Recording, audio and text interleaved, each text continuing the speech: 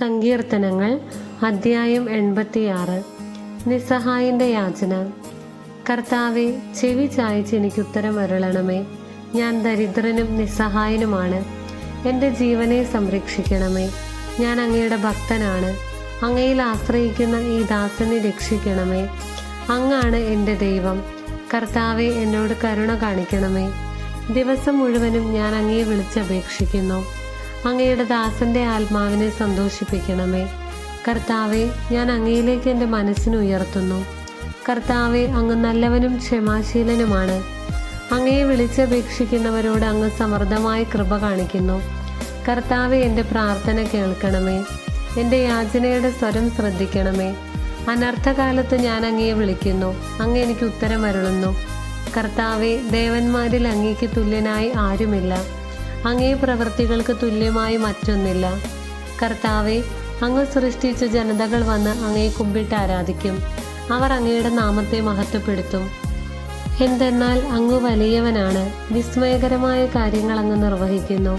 അങ്ങ് മാത്രമാണ് ദൈവം. കർത്താവെ, ഞാൻ അങ്ങയുടെ സത്യത്തിൽ നടക്കേണ്ടതിന് അങ്ങയുടെ വഴി എന്നെ പഠിപ്പിക്കണമേ. അങ്ങയുടെ നാമത്തെ ഭയപ്പെടാൻ എൻ്റെ ഹൃദയത്തെ ഏകാഗ്രമാക്കണമേ. എൻ്റെ ദൈവമായ കർത്താവെ, പൂർണ്ണ ഹൃദയത്തോടെ ഞാൻ അങ്ങേക്ക് നന്ദി പറയുന്നു. അങ്ങയുടെ നാമത്തെ ഞാൻ എന്നും മഹത്വപ്പെടുത്തും. എന്നോട് അങ്ങ് കാണിക്കുന്ന കാരുണ്യം വലുതാണ്. പാതാളത്തിൻ്റെ ആഴത്തിൽ നിന്ന് അവിടുന്ന് എൻ്റെ പ്രാണനെ രക്ഷിച്ചു. ദൈവമേ, അഹങ്കാരികൾ എന്നെ എതിർക്കുന്നു. കഠോര ഹൃദയർ എൻ്റെ ജീവനെ വേട്ടയാടുന്നു. അവർക്ക് അങ്ങയെപ്പറ്റി വിചാരമില്ല. എന്നാൽ കർത്താവെ, അങ്ങ് കാരുണ്യവാനും കൃപാനിധിയുമായ ദൈവമാണ്.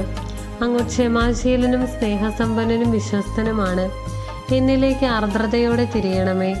ഈ ദാസൻ അങ്ങയുടെ ശക്തി നൽകണമേ. അങ്ങയുടെ ദാസിയുടെ പുത്രനെ രക്ഷിക്കണമേ. അങ്ങയുടെ കൃപാ കടാക്ഷത്തിൻ്റെ അടയാളം കാണിക്കണമേ. എന്നെ വെറുക്കുന്നവർ അത് കണ്ട് ലജ്ജിതരാകട്ടെ.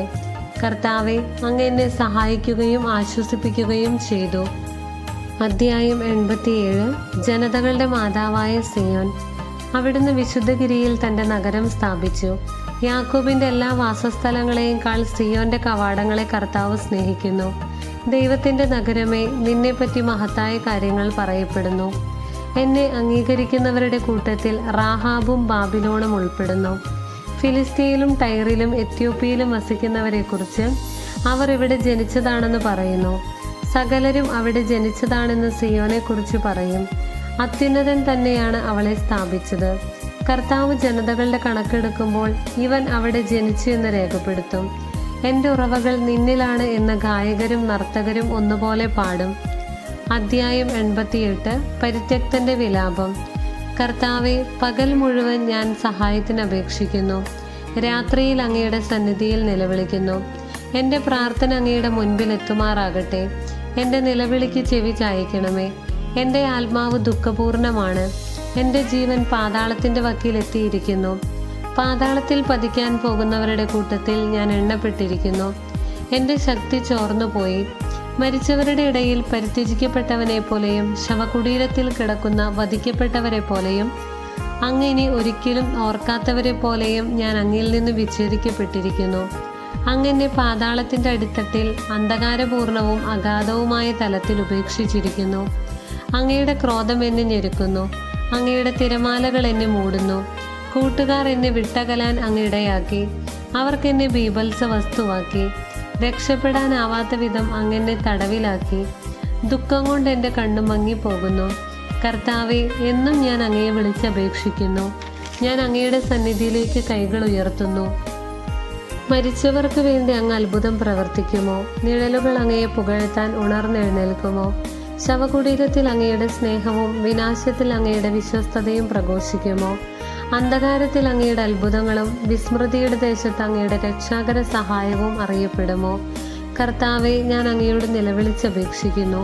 പ്രഭാതത്തിൽ എൻ്റെ പ്രാർത്ഥന അങ്ങയുടെ സന്നിധിയിലെത്തുന്നു. കർത്താവെ, അങ്ങ് എന്നെ തള്ളിക്കളയുന്നത് എന്തുകൊണ്ട്? എന്നിൽ നിന്നും മുഖം മറയ്ക്കുന്നത് എന്തുകൊണ്ട്? ചെറുപ്പം മുതൽ ഇന്നോളം ഞാൻ പീഡിതനും മരണാസന്നനുമായി അങ്ങയുടെ ഭീകര ശിക്ഷകൾ സഹിക്കുന്നു. ഞാൻ നിസ്സഹായനാണ്. അങ്ങയുടെ ക്രോധം എൻ്റെ നേരെ കവിഞ്ഞൊഴുകി. അങ്ങയുടെ ഭീകരാക്രമങ്ങൾ എന്നെ നശിപ്പിക്കുന്നു. പെരുവെള്ളം പോലെ അത് നിരന്തരം എന്നെ വലയം ചെയ്യുന്നു. അവ ഒരുമിച്ച് എന്നെ പൊതിയുന്നു. സ്നേഹിതരെയും അയൽക്കാരെയും അങ്ങ് എന്നിൽ നിന്ന് അകറ്റിയിരിക്കുന്നു. അന്ധകാരം മാത്രമാണ് എൻ്റെ സഹചരൻ. ദൈവമായ കർത്താവിന് സ്തുതി.